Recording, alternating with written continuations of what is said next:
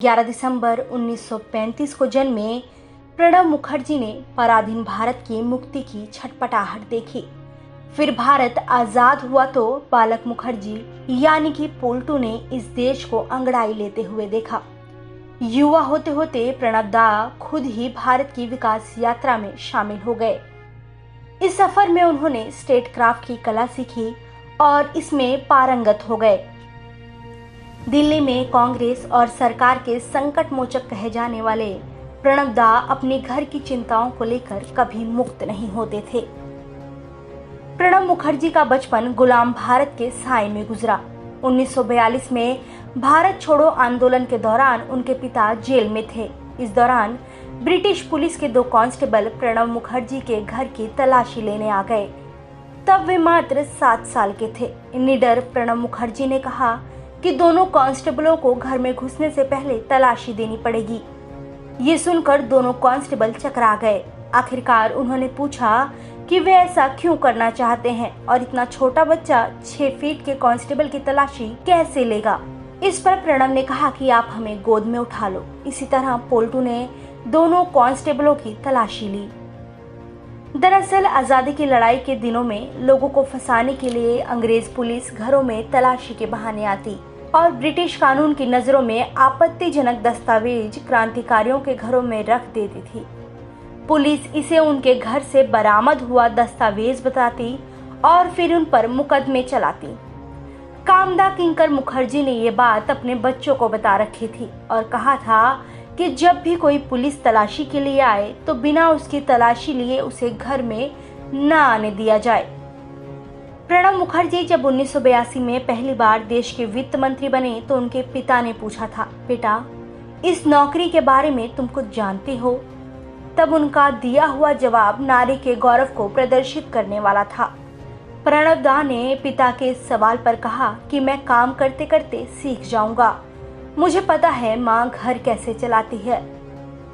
5 दशकों से अधिक के अपने लंबे सियासी करियर में प्रणब मुखर्जी ने लगभग सब कुछ हासिल कर लिया। साल 2012 से 2017 तक राष्ट्रपति रहे प्रणब मुखर्जी को किसी एक खास श्रेणी में डालना मुश्किल होगा।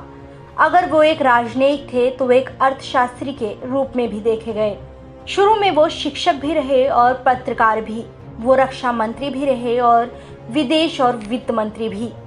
प्रणब मुखर्जी भारतीय बैंकों की समितियों से लेकर वर्ल्ड बैंक के बोर्ड के सदस्य भी रहे। उनके नाम लोकसभा की अध्यक्षता भी रही और कई सरकारी समितियों की भी। राष्ट्रपति के तौर पर प्रणब मुखर्जी ने एक सक्रिय राष्ट्रपति की भूमिका निभाई। राष्ट्रपति भवन को आम आदमी के लिए खोलने के साथ उन्होंने खुद को सिर्फ समारोह तक सीमित नहीं रखा। उस वक्त के मुद्दों पर उन्होंने पूरी बेबाकी के साथ अपनी बात रखी। जून 2018 में आरएसएस के एक कार्यक्रम को संबोधित करने को लेकर पार्टी के अंदर कुछ आवाज उठी।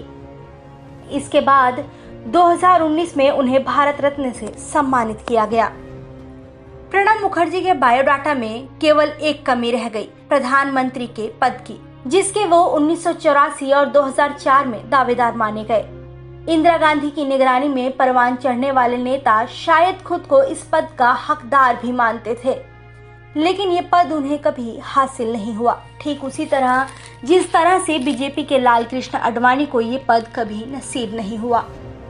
प्रणब दा ने एक बार अपने खास अंदाज में मुस्कुराते हुए कहा था कि प्रधानमंत्री तो आते जाते रहेंगे, लेकिन मैं हमेशा पीएम यानी प्रणब मुखर्जी ही रहूंगा। यकीनन प्रणब मुखर्जी भले ही देश के प्रधानमंत्री नहीं बने हों, पर विभिन्न पदों पर रहते हुए उन्होंने सरकार और कांग्रेस के लिए संकट मोचक की भूमिका निभाई। राष्ट्रपति के तौर पर भी उन्होंने अपनी विचारधारा को कभी संविधान की मर्यादा के आड़े नहीं आने दिया। यूपीए सरकार में प्रणब मुखर्जी ने रक्षा, वित्त और विदेश मंत्रालय की जिम्मेदारी संभाली।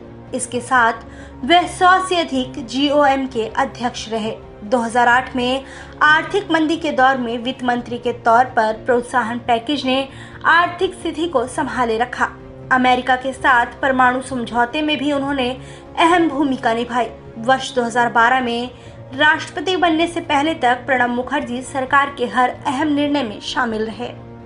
कांग्रेस के अंदर भी प्रणब मुखर्जी की अहमियत का अंदाजा इसी से लगाया जा सकता है कि CWC का हर प्रस्ताव उनकी नजर से गुजरता था। पार्टी और विपक्ष के लोग भी उनकी याददाश्त और ड्राफ्ट के कायल थे। पार्टी के नेता अक्सर यह कहते थे कि प्रणब दा वाक्य में कॉमा आना चाहिए या फुल स्टॉप, इस पर 1 घंटे तक बहस कर सकते हैं। वे 50 साल पुरानी बात भी तिथि के साथ याद रखते थे, इसलिए लोग उन्हें राजनीति का इंसाइक्लोपीडिया मानते थे।